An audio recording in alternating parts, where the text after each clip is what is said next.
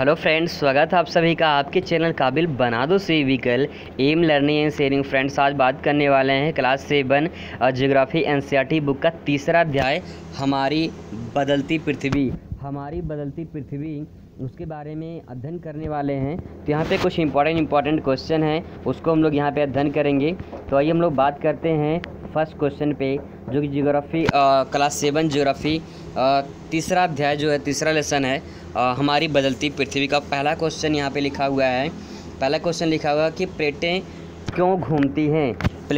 क्यों घूमती हैं। तो पहले ये समझते हैं, पहले मन में जो हमारे डाउट हैं वो पहले बेसिक से नॉलेज से हम लोग समझने की कोशिश करेंगे। तो पहले यही समझते हैं कि प्लेटें क्या होती हैं, अब फिर प्लेटें कैसे मूवमेंट करती हैं, कैसे घूमती हैं, उसके बारे में अध्ययन करते हैं। तो समझने की कोशिश करते हैं कि प्लेटें होती क्या हैं। पहले इस तरह से मानते हैं कि यहाँ पे ये जो है ये हमारी धरातलीय सतह है, यहाँ पे कुछ पेड़ वगैरह लगे हुए हैं, ठीक है, यहाँ पे पेड़ लगे हैं। और ये जो है यहाँ पे ये वाटर वाला लेवल है, यानी ये हमारा सागर क्षेत्र वाला कर सकते हैं, ठीक है, ये सागर वाला क्षेत्र कर सकते हैं और ये स्थल मंडल कर सकते हैं, ठीक है। पॉइंट को ध्यान समझेंगे, पूरा समझ में आएगा आपको। ये वाला जल वाला भाग हुआ, यानी ये इसको क्या कहेंगे, हम इसको कहेंगे जल वाले भाग को हम जल मंडल कह सकते हैं, ठीक है, इसको जलमंडल कह सकते हैं। और स्थल भाग को इसको क्या कह सकते हैं, इसको हम कह सकते हैं स्थल मंडल, ठीक है, इसको स्थल मंडल कह सकते हैं। तो इसके नीचे जो है, इसके नीचे जो है यहाँ पे कुछ परत पाई जाती है, ठीक है, यहाँ पे कुछ परत पाई जाती है। इसके नीचे हम और आएंगे, यहाँ पे इस वाले एरिए में यहाँ पे तो कुछ मैग्मा वगैरह भरा होते हैं, ठीक है, यहाँ पे कुछ मैग्मा भरे होते हैं, ठीक है। स्थल मंडल के नीचे आएंगे तो यहाँ पे कुछ मैग्मा भरा होता है। इस स्थल मंडल का ये परत और यहाँ पे ये मैग्मा वाला क्षेत्र, इसके ऊपर जो ये पट्टी पाई जाती है, यहाँ से लेकर ये वाली जो पट्टी पाई जाती है, ठीक है, यहाँ से लेकर ये वाली जो पट्टी पाई जाती है, इसी को प्लेट कहते हैं। यानी स्थल मंडल का वो भाग, ठीक है, और जो कह सकते हैं दुर्बलता मंडल, यहाँ पे जो मैग्मा भरा होता है उसके नीचे दुर्बलता मंडल होता है, उसके बीच का जो भाग होता है उसी को हम प्लेट कहते हैं, ठीक है। क्योंकि जब मैग्मा मूवमेंट करता है तो प्लेट भी गति करती है, यानी जब मैग्मा गति करती है तो प्लेट भी गति करती है। जब प्लेट गति करती है स्थल भी मूवमेंट करता है, जिससे भूकंप आता है, ठीक है। तो यहाँ पे हम लोग समझने की कोशिश करते हैं ये कि प्लेटें क्यों घूमती हैं। तो प्लेटें क्यों घूमती है, पृथ्वी के अंदर क्या पिघला हुआ मैग्मा जो है, पृथ्वी जो अंदर पिघला हुआ मैग्मा है उसकी गति के कारण प्लेटें घूमती हैं, जैसे मैंने आपको बताया था। अभी एक बार फिर से समझने की कोशिश करते हैं, उसको बेसिक समझने की कोशिश करते हैं कि यहाँ पे जैसे मैंने आपको बताया था कि यहाँ पे इस टाइप से कुछ प्लेटें हैं, ठीक है, यहाँ पे सॉरी फॉर देट, यहाँ पे ऐसे समझते हैं इसको एक बेसिक नॉलेज से। ये आपका स्थल मंडल हो गया, ठीक है, ये हो गया स्थल मंडल और ये हो गया आपका जल मंडल यहाँ पे, ठीक है, ये हो गया जल मंडल। तो ये जल मंडल हो गया, ये स्थल मंडल, ये जल मंडल हो गया।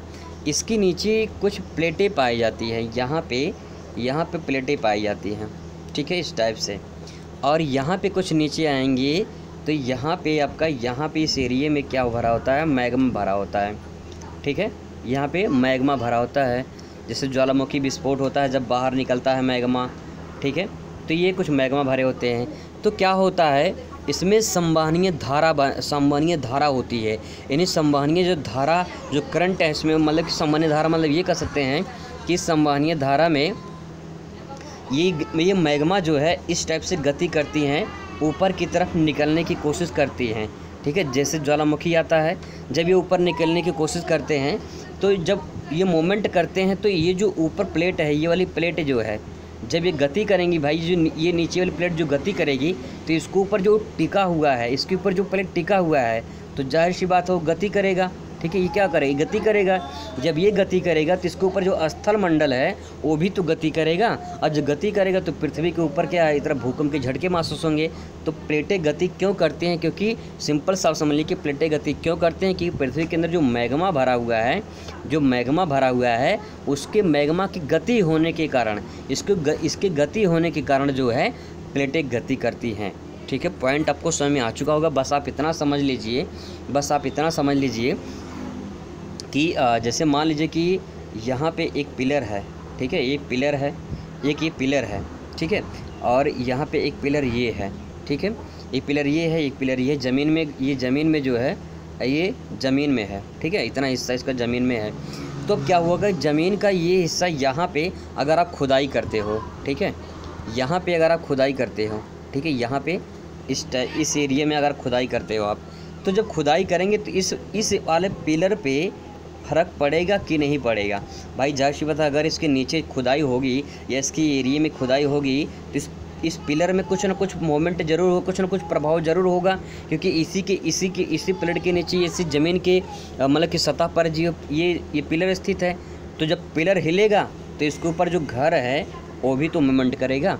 सिंपल पॉइंट समझने वाली बात है कि इसके ऊपर क्या है, इसके ऊपर जो है पूरा का पूरा एक घर टिका हुआ है, यानी कह सकते हैं इसको स्थलमंडल पूरा टिका हुआ है। किसके ऊपर? प्लेट के ऊपर। जब मैग्मा यहाँ से गति करता है, ठीक, गति करता है मैग्मा, जब मैग्मा गति करता है तो प्लेटें गति करती हैं, तो जब प्लेटें गति करती है तो स्थलमंडल गति करता है, और जब स्थलमंडल गति करता है उसी को भूकंप आना कहा जाता है। ठीक है, पॉइंट आपको समझ आ चुका दोस्तों, बहुत ही इंपॉर्टेंट पॉइंट है, प्लेटें गति क्यों करती हैं। चलिए आगे बढ़ते हैं, हम लोग अगले क्वेश्चन पे चलते हैं। बहिर्जनित और अंतर्जनित, बहिर्जनित और अंतर्जनित बल क्या है? ठीक है, बहिर्जनित मतलब बाहर से लगने वाले बल, और अंतर्जनित मतलब अंतर से लगने वाले बल। ठीक है, जैसे मान लीजिए ये हमारी अर्थ है, तो अर्थ से इस टाइप से बाहर से जो लगने वाला बल होगा वो बाह्यजनित होगा, और जो अंदर से लगने वाला बल होगा वो अंतर्जनित होगा। तो क्या है, इसको समझने की कोशिश करते हैं। चलिए इसको समझने की कोशिश करते हैं। यहाँ पे जो पॉइंट लिखा हुआ है बाह्यजनित और अंतर्जनित, अब इसको समझने की कोशिश करते हैं। ये लिखा हुआ है कि जो बल पृथ्वी के आंतरिक भाग में घटित होते हैं उन्हें अंतर्जनित बल कहते हैं, और जो बल पृथ्वी की सतह पर उत्पन्न होते हैं उन्हें बाह्यजनित बल कहते हैं। सिंपल पॉइंट है। तो जैसे मैंने आपको बताया था कि जैसे हमारी अर्थ है, ठीक है, जैसे हमारी अर्थ है तो अर्थ पे जो अंदर से बल लगेगा, ठीक है, अंदर से जो बल लगेगा वो क्या होगा, वो अंतर्जनित होगा। जैसे मैंने अभी आपको बताया था कि ये पृथ्वी की सतह है, पृथ्वी की सतह के, ये पृथ्वी की सतह है, ठीक है, यहाँ से जो है पृथ्वी के अंदर से जो बल लगते हैं, जब मैग्मा मूवमेंट करता है, मैग्मा जब गति करता है तो पृथ्वी के अंतर से बल लग रही है। ठीक है, क्या हो रहा है, अंतर से बल लग, से प्लेटें क्या गति कर रही हैं, और जो ऊपर से बल लगते हैं, जैसे कि आप यहाँ से खुदाई कर रहे हो, ठीक है, यहाँ से क्या कर रहे हो, खुदाई कर रहे हो, तो जो ऊपर से खुदाई करेंगे तो प्लेटें मूवमेंट होंगी, यानी जो स्थल जो परत है वो गति करेंगी, तो गति करेंगे उसे क्या कहेंगे, जो बाहर से लगे उसे बाह्य बल कहेंगे, और जो अंदर से लगे उसे क्या कहेंगे, अंतर्जनित बल कहेंगे। ठीक है, पॉइंट आपको समझ में आ चुका दोस्तों। चलिए आगे बढ़ते हैं, अगले क्वेश्चन पे हम लोग बढ़ते हैं। जो हमारा अगला क्वेश्चन है वो है काफ़ी इंपॉर्टेंट क्वेश्चन है, अपरदन क्या है। ये काफ़ी इंपॉर्टेंट क्वेश्चन है, काफ़ी लोगों को जो है ये क्वेश्चन परेशान करता है, अपरदन, क्योंकि कन्फ्यूजन हो जाती है अब क्षय और परदन में। तो यहाँ पे मैं दोनों कन्फर्म कर दे रहा हूँ कि क्षय अपरदन क्या होता है। तो पहले समझते हैं अपरदन क्या होता है। अपरदन मतलब, अपरदन का जो अर्थ होता है, अपरदन मीन्स होता है कटाव। सिंपल भाषा में पहले आप इतना समझिए, अपरदन का अर्थ होता है कटाव या कटना फटना। ठीक है, चलिए आगे बढ़ते हैं, इसको समझने की कोशिश करते हैं। भूदृश्य पर जल, पवन एवं हिम जैसे विभिन्न घटकों द्वारा क्षय को अपरदन कहते हैं। तो ये भाई किताबी भाषा है, जो किताबी भाषा में लिखा हुआ है वो आंसर दिया है, तो इसको समझने की कोशिश करते हैं कि ये पॉइंट कहना क्या चाह रहा है। मतलब भूदृश्य में, भूदृश्य मतलब कि जो हमारी धरातलीय सतह है, ठीक है, जो धरातलीय सतह है उसमें जल द्वारा, ठीक है, किसके द्वारा, जल द्वारा, पवन द्वारा और हिम द्वारा, हिम मतलब बर्फ़, उसके द्वारा विभिन्न घटकों के द्वारा जो क्षय होता है। क्षय मतलब क्या होता है, क्षय मतलब विनाश होता है, ठीक है, या नुकसान कह सकते हैं। तो जैसे कि आप समझिए, ऐसे समझिए, सिंपल भाषा में आपको समझाते हैं ऐसे। यहाँ पे ये इस टाइप से कुछ पर्वत है, ठीक है, यहाँ से कुछ नदियाँ निकल रही हैं। नदियों के द्वारा जब सॉरी फॉर दैट, यहाँ पे कहाँ चला गया भाई, ठीक है, यहाँ से नदियाँ निकल रही हैं, और नदी के साथ साथ जो है, नदी के साथ साथ जो है, यहाँ पे नदी के साथ साथ कुछ जो है अवशेष जो है बहाकर इसके साथ आते हैं। ठीक है, तो जब जो अवसाद जो बहाकर लाते हैं यहाँ से जो आते हैं, वो नदी के तट वाले भाग को काटती जाती हैं। ठीक है, जो पत्थर छोटे छोटे टुकड़े होते हैं, जो खरपतवार होते हैं, मिट्टी होती है, ये क्या होती है, इसको परत को काटती चली जाती है। जिससे आप कभी कभी देखेंगे नदी का जो किनारा वाला तट वाला भाग होता है वो क्या होता है, कट जाता है, ठीक है, जिससे करार कहते हैं, करार गिर गया है। तो उस तरह समझ सकते हैं कि यह नदी के जो तट वाला भाग होता है उसी को अपर्दन कहते हैं, मिट्टी का कटाव, ठीक है। किसके द्वारा होता है, जल द्वारा। जल द्वारा होता है, जब नदी में बाढ़ आती है उसके द्वारा, जब तेज़ हवाएं चलती हैं तो उसके द्वारा भी मिट्टी का अपर्दन होता है। हिम बर्फ़ के द्वारा भी अपर्दन, जिससे हिमखंड ज़्यादा, जब जो है हिम के टुकड़े, जो बर्फ़ के टुकड़े, बड़े बड़े टुकड़े होते हैं, वहाँ से टूट टूट कर जब नीचे गिरते हैं तो उसके द्वारा भी जो है अपर्दन होता है। तो इसको बातों को यहाँ से समझ सकते हैं कि अपर्दन बस सकता, समझ लीजिए कि मिट्टी के कटाव को ही अपर्दन कहा जाता है। कटता कैसे है, कटता ऐसे है कि जल द्वारा, हिम और पवन द्वारा जो है परिवर्तन होता है, ठीक है। चलिए आगे बढ़ते हैं नेक्स्ट क्वेश्चन पे। अगला क्वेश्चन हमारा है, बाढ़कृत मैदान का निर्माण किस प्रकार होता है। बाढ़कृत मैदान का निर्माण किस प्रकार होता है। तो बाढ़ का मैदान में किस प्रकार जो उसका निर्माण होता है, किस प्रकार होता है। इस प्रकार होता है कि नदी जब अपने तट से बाहर बहने लगती है, ठीक है, तो निकटवर्ती क्षेत्र में बाढ़ आ जाती है, जिसके कारण नदी के तट निकटवर्ती क्षेत्रों में महीन मिट्टी की पदार्थ निक्षेपण करती है। इससे समतल उपजाऊ बाढ़कृत मैदान का निर्माण होता है। अब इसको समझते हैं ऐसे, आप इसको नाम दे सकते हो खादर, इसको नाम दे सकते हो खादर, और नाम दे सकते हैं बागर, ठीक है। ये आपने पढ़ा होगा, खादर और बागर।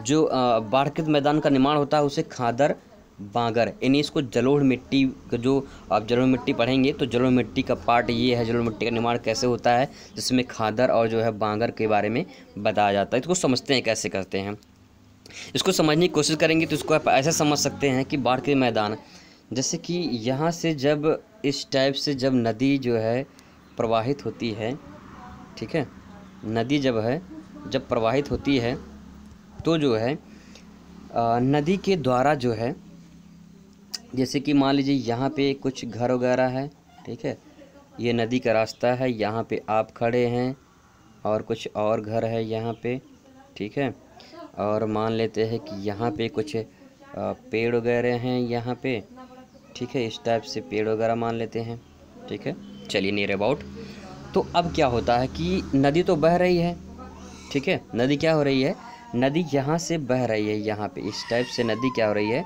बह रही है।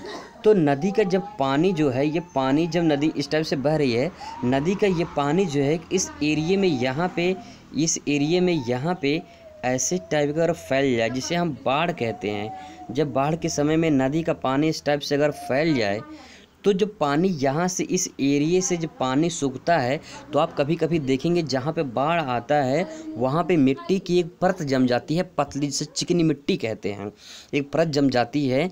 उसी को क्या कहा जाता है, उसी को बाढ़कृत मैदान कहा जाता है, इसे खादर और बागर कहा जाता है, ठीक है, जिसके द्वारा मिट्टी का निर्माण होता है। तो यहाँ पे जब पानी सूखता है, बाढ़ का पानी, तो यहाँ पे एक मिट्टी का निर्माण होता है जो काफ़ी उपजाऊ मिट्टी मानी जाती है। तो इसी द्वारा जो है बाढ़ के मैदान का निर्माण होता है, जिसे हम खादर और बागर कहते हैं। चलिए दोस्तों आगे बढ़ते हैं। अगला क्वेश्चन है हमें बालू का टिब्बा। यहाँ पे जो क्वेश्चन है वो है बालू का टिब्बा क्या है। बालू का टिब्बा क्या है, इसको समझने की कोशिश करते हैं। तो बालू का टिब्बा, यानी इसको हम बालू का स्तूप भी कहते हैं, इसे बालू का जो है स्तूप भी कहा जाता है। तो समझते हैं क्या है बालू का टिब्बा।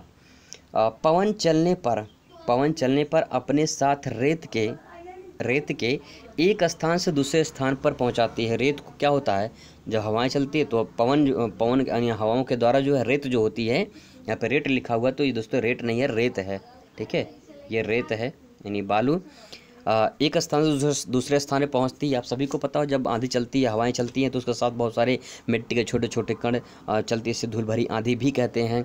जब पवने बहाव रुकता है तो वो कहीं पे कहीं गिर जाती हैं, छोटे छोटे पहाड़ों पर बनते हैं, इसी को बालू का टिब्बा कहते हैं। अब इसको ऐसे समझते हैं, चलिए ऐसे समझते हैं, इसको समझने की कोशिश करते हैं इस प्रकार से कि यहाँ से मान लीजिए कि कुछ हवाएं बह रही हैं, ठीक है, यहाँ से कुछ हवाएं बह रही हैं, इसको समझते हैं, यहाँ से इस टाइप से कुछ हवाएं बह रही हैं, ठीक है, और यहाँ से कुछ धूल मिट्टी जो है, यहाँ से कुछ धूल मिट्टी, यहाँ से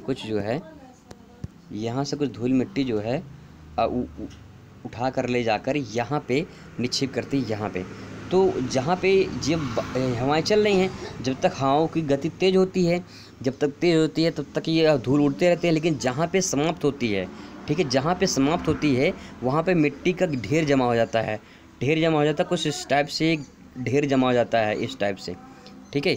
यहाँ पे क्या होता है, मिट्टी का ढेर जमा हो जाता है और यहाँ पे जो है पूरा मिट्टी का एक जमाव हो जाता है, जिसे बालू का टिब्बा कहते हैं या बालू का स्तूप कहते हैं, ठीक है। ये एक मिट्टी का इस टाइप से जो है जमाव हो जाता है यहाँ पे, इस टाइप से। यानी यहाँ से हवाएं चली, ठीक है, यहाँ से हवाएं चली तो जहाँ पे हवाओं की गति धीमी हो जाती है तो बालू बहुत सा जो धूलकण होते हैं क्या होते हैं, एक साथ जमा हो जाते हैं। एक साथ जहाँ पे जमा हो जाते हैं वहाँ इस टाइप से बालू का टिब्बा बन जाता है, जिसे बालू का टिब्बा कहते हैं, ठीक है। बस आप इतना समझ लीजिए कि हवाएं जो चलती हैं तो उसके द्वारा जो है एक मिट्टी जो रेत होती है उसको उठा के एक स्थान से दूसरे स्थान पर ले जाती है, जिसके जहाँ पे एक छोटी पहाड़ी की इस तरह से एक पहाड़ी का रूप ले लेता है, इस टाइप से जमा हो जाता है, जिसे हम क्या कहते हैं, बालू का टिब्बा कहते हैं। चलिए दोस्तों आगे बढ़ते हैं नेक्स्ट पॉइंट पे। हमारा जो नेक्स्ट क्वेश्चन है वो है कि समुद्री पुलीन का निर्माण कैसे होता है। समुद्री पुलीन का निर्माण कैसे होता है। समुद्री तो आपको आपके डाउन में पुलीन क्या होता है, इसको समझने की कोशिश करते हैं। आंसर में लिखा हुआ है कि समुद्री तरंगे किनारों पर अवसाद जमा कर समुद्री पुलीन का निर्माण करते हैं। समुद्री पुलीन का निर्माण करते हैं। समुद्री तरंगे किनारों पर अवसाद जमा करके समुद्री पुलीन का निर्माण करते हैं। जैसे मैंने बताया था बालू का टिब्बा, जैसे यहाँ पे एक स्थान दूसरे स्थान पे जब जमा करते हैं तो यहाँ पे एक टिब, यहाँ पे एक जो है एक पहाड़ी का रूप ले लेता है, यहाँ पे टिब्बा जिसे बोलते हैं, वैसे पुलीन होता है। दोस्तों क्या होता है इसको समझने को, समुद्र के यहाँ पे क्वेश्चन लिखा हुआ है, समुद्र का जो किनारा होता है, ठीक है, समुद्र के जो तट वाले भाग होते हैं, जैसे कि मान लेते हैं कि यहाँ पे जो है इस टाइप से, यहाँ पे सॉरी फॉर दैट, यहाँ पे ये मान लीजिए समुद्र का स्तर है, ठीक है, समुद्र का स्तर है। यहाँ से जब हवाएं चलती है या समुद्र के जो है तट वाले भाग से जब आकर लहरें टकराती है तो यहाँ पे कुछ अवसाद, कुछ निक्षेप जमा करती है। तो यहाँ पे एक गाद के रूप में इस टाइप से जमा हो जाता है, ठीक है, एक गाद अवसाद जमा हो जाता है, एक जो है अवसादों का ढेर जमा हो जाता है, ठीक है, जिससे एक पुलीन का निर्माण होता है। पुलीन मतलब कर सकते हैं एक तरह से टापू बोलते हैं ना, उससे टापू का निर्माण होता है। यहाँ पे एक टापू का निर्माण हो जाता है, ठीक है। तो समुद्री पुलीन इस तरह से समुद्री टापू का निर्माण हो जाता है। चलिए अगले क्वेश्चन में चलते हैं दोस्तों। हमारा जो अगला क्वेश्चन है वो है चाप झील क्या है। चाप झील क्या है। चाप झील को आप गोखुर झील भी कह सकते हो, गोखुर झील भी कह सकते हैं, ठीक है। कैसे कह सकते हैं इसको समझने की कोशिश करते हैं अभी हम लोग। चाप झील क्या होता है, ठीक है। अपने मैथ में पढ़ा होगा, चाँप लगाते हैं इस टाइप से, ऐसे करके चाँप लगाते हैं ना, इस टाइप से करके चाँप लगाते हैं, गोला प्रकार से चाँप लगाते हैं, तो उसको हम क्या कहते हैं। अब इसी प्रकार से वो समझने की कोशिश करते हैं कैसे बनता है।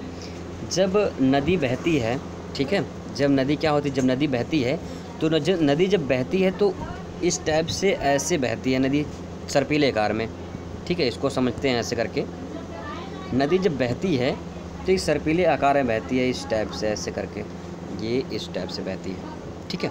अब देखो क्या होता क्या है, यहाँ पे जब नदी बहती है तो यहाँ से नदी का जो बहाव होता है इस टाइप से, ठीक है। तो नदी जब बहती है तो इसके साथ जो विभिन्न अवसाद होते हैं, ठीक है, वो अवसाद कहीं पे जमा हो जाते हैं।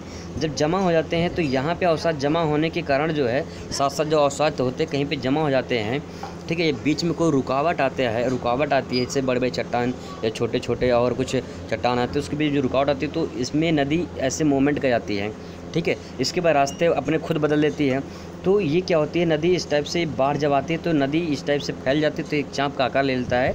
लेकिन यहाँ पे नदी फिर जब पुनः अपने सही रूप में आती है, जब बाढ़ ख़त्म होता है तो नदी फिर जो है इस टाइप से बहने लगती है, ठीक है। तो जो ये एरिया है, ये जो एरिया यहाँ पे इतना छोटा हुआ एरिया है, इसी को चाँप झील कहते हैं। यहाँ पे देख सकते हैं चाँप झील, इस तरह से एक चाँप लगा हुआ है ना, इस तरह से एक झील का निर्माण हो जाता है। यहाँ पे जो पानी इकट्ठा हो रहता है, यहाँ पे एक झील का निर्माण हो जाता है, उसी को चाँप झील कहते हैं। अब हम लोग उत्तर पढ़ते हैं कि क्या लिखा हुआ है, उसको समझने की कोशिश करते हैं। चलिए, जब नदी मैदानी भाग में प्रवेश करती है तो मोड़दार मार्ग से बहने लगती है, ठीक है, जो मैंने को बताया था। समय के साथ अपरदन निक्षेपण क्रिया की जो है होती रहती है और फलस्वरूप मोड़ नदी से कट जाते हैं। मोड़ नदी से क्या होते हैं, कट जाते हैं और एक अलग झील बनते हैं जिसे चाप झील कहते हैं। तो किताबी भाषा मैंने जो आपको बताया था दोस्तों, उसको समझ सकते हैं कि जब नदी जो है इस टाइप से बहती है, इस टाइप से, ठीक है, इस टाइप से जब बहती है तो यहाँ पे जब मैदानी भाग में तो मोड़दार बहती है, तो यहाँ पे जो एरिया है, यहाँ पे इस वाले भाग में कभी कभी क्या होता है कि ये एरिया जो कभी कभी जो है इस एरिया में इतना बाढ़ आ जाता है तो ये एरिया यहाँ पे परिवर्तित होकर इस टाइप से चला जाता है। तो ये एरिया जो बसता है इसी को क्या कहते हैं, इसी को चाप झील कहते हैं। ठीक है, उत्तर में यही लिखा